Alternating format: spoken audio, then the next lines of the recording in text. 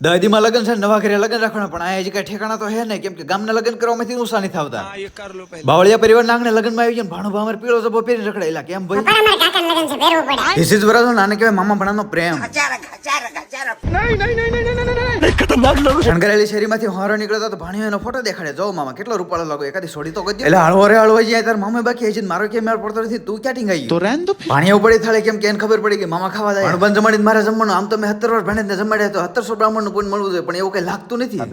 hello it's time to મામેરા ઉભા રહેવાનું અને મને પકડી દીધો સ્ટીલ નું માટલું થોડું ગરમ ને થોડું ઠંડુ કરીને વાડી ગયા તા કાકા ભત્રીના ડખા થઈ ગયા हमारे यहाँ